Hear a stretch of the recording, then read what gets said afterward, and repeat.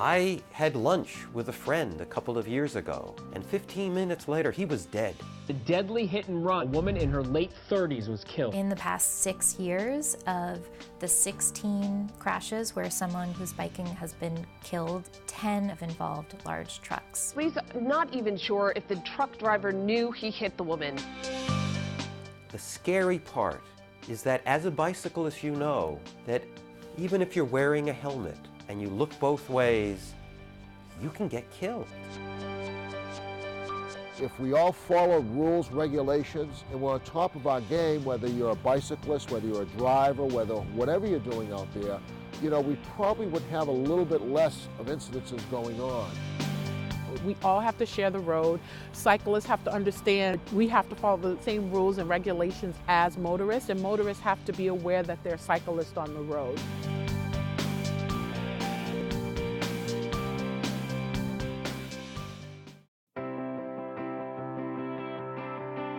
In Boston and cities across the country, the number of people riding bicycles is at an all-time high. Whether traveling to work or riding for enjoyment, city streets have become even more flooded with activity. Large vehicle operators must learn to safely and efficiently navigate these changing urban roads.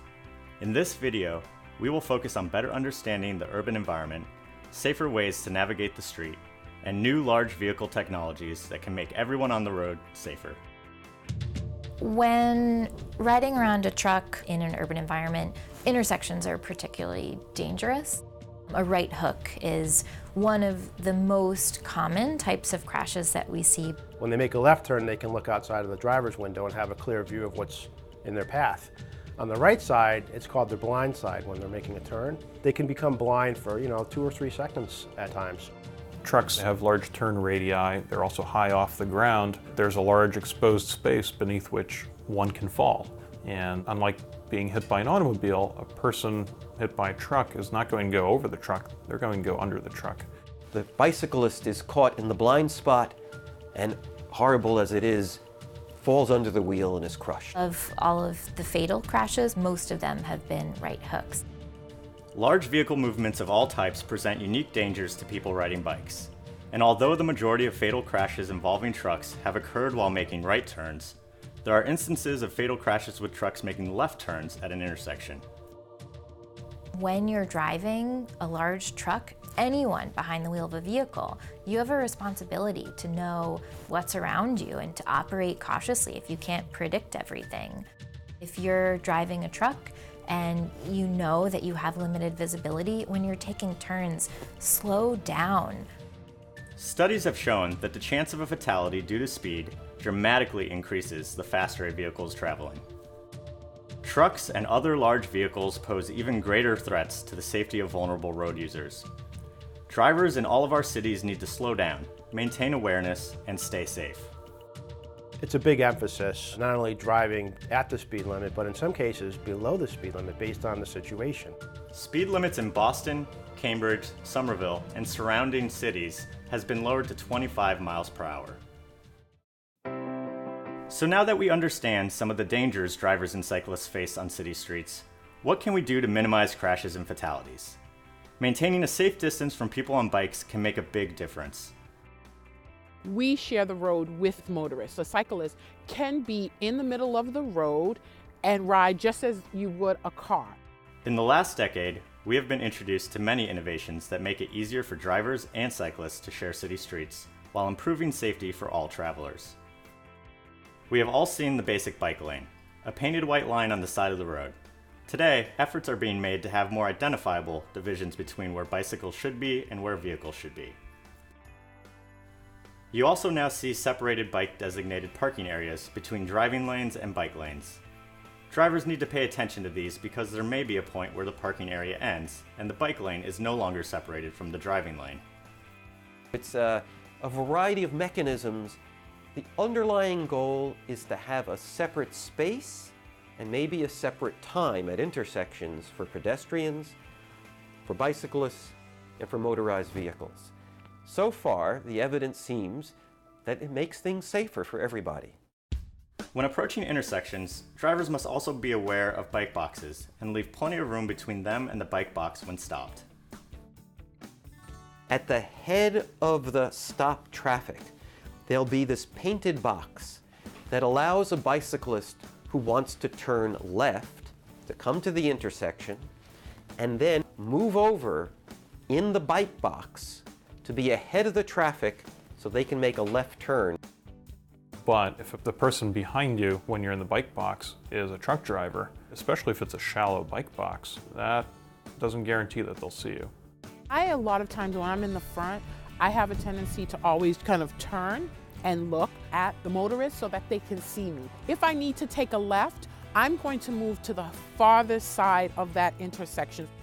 Until we have a completely separated bike infrastructure where the sight lines are good, there's separation from the door zone, there's separation from where the trucks are traveling and the bikes are traveling, it's going to be especially important to be a bit defensive and extra thoughtful. Drivers need to signal early, then proceed slowly and cautiously through all turns. This also applies when passing a bicyclist. Signaling is incredibly important, signaling early, signaling often, and understanding the importance of looking because someone who's biking may not be looking for you. But moving trucks aren't the only time where bicyclists are put in danger. A parked truck, whether loading or unloading, can be a hazard as well.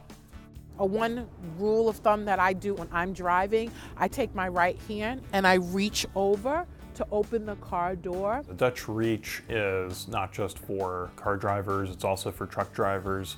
Use the right hand to open the driver's side door. That forces you to look behind you, which is going to be more reliable than trying to look in the mirror anyway. With tractor trailers, as you know, it's hard enough to find a parallel spot with a car. You're not going to find a parallel space with a tractor trailer or even a straight truck. So yes, we do teach that method so that they are turning their head to get a very good view of what's coming, alongside of them. Large trucks present unique dangers to people walking and biking around them. The way the vehicles are designed tends to elevate the driver fairly high off the ground, and the geometry of the hood, geometry of the cab that the driver sits in can severely restrict the view of the driver. And in an urban area, that is more of an issue than it may be in a highway environment for which the vehicle may be designed. The trucking industry has also come up with some innovative ideas to increase biker and pedestrian safety. Side guards are a safety device that has been available for many decades in other countries and is becoming more and more widespread in the US. A number of cities, including Boston, are leading the way. Convex mirrors are typical on most trucks and tractor trailers, but fender mirrors are not necessarily used in all cases, and that would make a world of difference as well. The fender mirrors, where they're mounted up in front of the hood. It gives the driver a much wider view of pedestrians and bicyclists. In a city like Boston, Cambridge, Somerville, you've got narrow streets, you've got a lot of different people and things competing for that space, and it's a tough environment to navigate. And so side guards, crossover mirrors, and a better awareness of what to expect will help everyone. Some trucks are equipped with sensors, like on a car, when you're backing up and it starts to beep when you get close to an object. A lot of the tractor trailers are now being equipped with a side sensor for that purpose, but again, it's a newer technology. So let's go back to the original goals we set for this video. We looked at understanding the urban environment, safer ways to navigate, and new large vehicle technologies. Now, what can you do as a truck driver? Number 1, be aware, slow down, leave plenty of space, and signal early. Number 2, become familiar with the separated designated areas for individuals operating motor vehicles and bicycles, and come to understand where and why road users are in specific areas. And number 3, talk to your employer or fleet manager about adding side guards, crossover mirrors, or electronic sensors to your truck to better deal with driving safely around Boston and its surrounding suburbs. It's a huge deal. I mean, they really have to be aware of their surroundings, so we really teach hazard perception. So if someone's driving and they see a bunch of bicyclists or pedestrians, we teach them to figure that they are going to get somewhere in the way of their vehicle and to be prepared for that. So be out in front of the situation before it happens. The city is a very busy place. Drive safely, watch everything, keep your eyes in those mirrors all the time, but never lose the focus on what's in front of you. Keep your personal issues aside until you get where you gotta go, and just be safe.